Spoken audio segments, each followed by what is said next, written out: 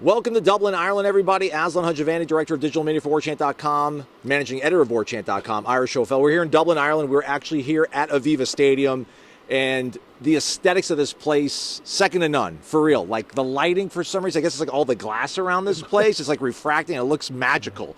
Florida State season opener against Georgia Tech tomorrow at noon back home, 5 o'clock local time here. We got to speak to Coach Mike Norvell after their final walk through their 25th preseason practice, if you will, Ira.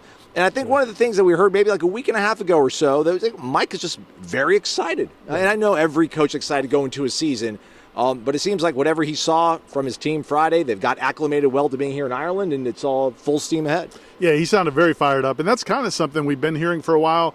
Also, even in the offseason, I think he liked the makeup of this team. He liked the way they work. He's talked about that so many times, but he was really excited today, and he said that the pads were popping today at practice. Florida State does things a little bit differently than some schools on Friday. We've never really written about this or talked about this, but they do have fast Fridays, and the idea is they kind of slow things down on Thursday a little bit, and then they ramp it back up for Friday at practice going into Saturday's game.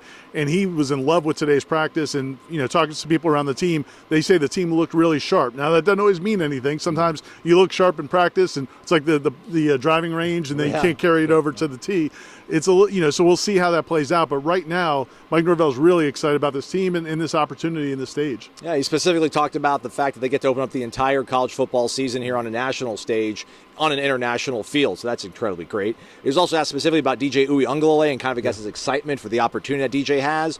And, it's always been kind of interesting, I think, the way he's had to kind of talk about DJ, because I think there's a certain way that he's talking about DJ that he's trying to manage expectations, just in terms of, like, what they might have the expectations for him in that locker room is different than on the outside, and he seems to be fitting in fine with what they want him to do on the field from their sort of standpoint. What do you take away from his comments on DJ? Yeah, I think there's a fine line they're trying to walk there. Like, you don't want to build him up too much to where people think he's going to come in as the second coming, but on the other side, you don't want to, like, treat him like it's like second-class goods or something. There's a lot of people in the fan base, in Florida State's fan base, who feel like that's what DJ is. Like, they know he wasn't great at Clemson, or he wouldn't have left. And his 1 year at Oregon State was pretty good, but it wasn't amazing. So there's some people who feel like this is not going to be a great quarterback play. So he's trying to, I think, let those people know he's going to be better than you think. But I'm real interested. I mean, I can't wait for this game. We've been talking about this game now for weeks and months, and I can't wait to see what Mike Norvell does with DJ as a quarterback. I think he's going to take a little bit different approach, and I think he's going to put him in good positions.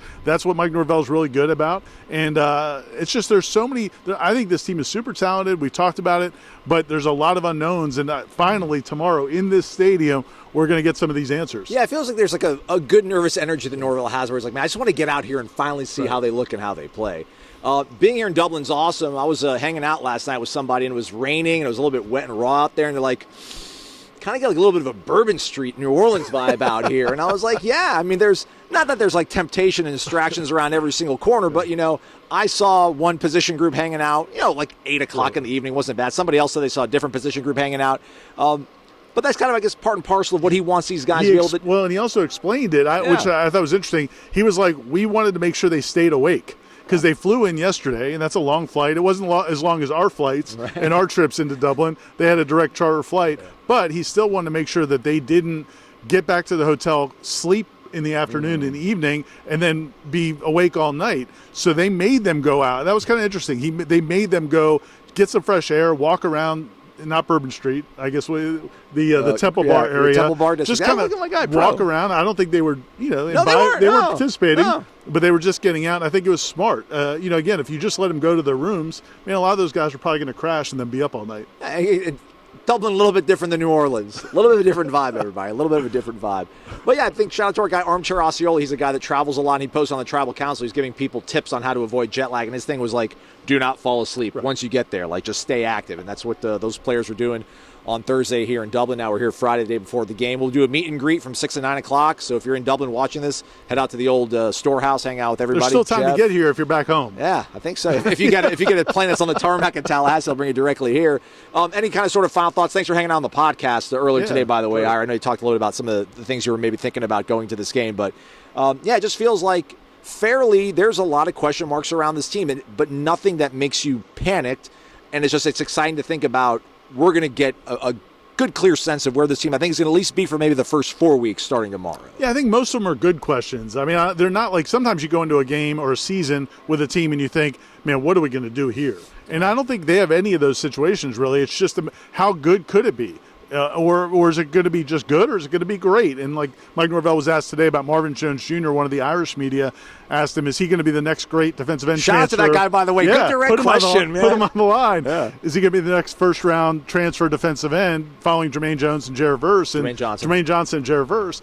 And Mike Norvell's like, I mean, he first of all, he answered about Marvin Jones Jr. He said, listen, man, he's got all the talent in the world. He's put in all the work. Now it's time to go make it happen. Like, now is the time to show what you can do. This is a great opportunity for him. This is why he left Georgia, to get on this opportunity at Florida State.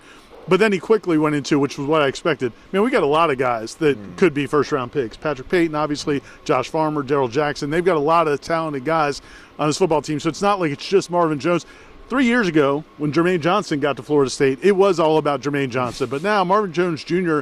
is one of a bunch of guys who could be first-round guys. And on a really good defense, which is not the case really for 21, at least in the first half of that season. All right, that's a wrap for us here at Aviva Stadium. Corey Clark is here, everybody. He'll be here tomorrow. He made it. Celebrating the game. This also has been the word chant wrap, which I didn't say at the beginning of the video, which is terrible salesman I am for these great folks. VitaManager.com, use the promo code WordChantBOGO, WordChant B-O-G-O. Buy one, get one free. Usually I show you a bottle of it. Usually you throw it to us from over there, but drink. we're trying to carry our boy Corey. He's he had a rough flight, rough couple flights. Drank all of mine, so I don't have it available. Also, over-under contests going on, as we've been doing it the past few seasons, but we're opening it up to everybody. We're letting everybody out there, so not just subscribers. So go find the video on our YouTube channel of the over-under video that I did with Corey's picks, by the way. And there's a link in there to the Google form. Fill it out. You can win $10 of Garnet and Gold. Don't even have to be a member, a subscriber. But you should. FSU won 2 months, $1. Come on. And if you want some more Corey Clark in your life, he's got a column that'll be up on the site.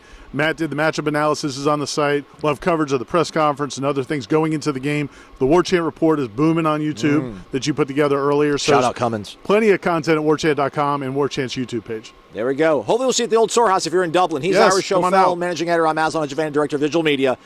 Thanks for hanging out with us. It's been the War Chant Wrap, presented by Vitamin Energy.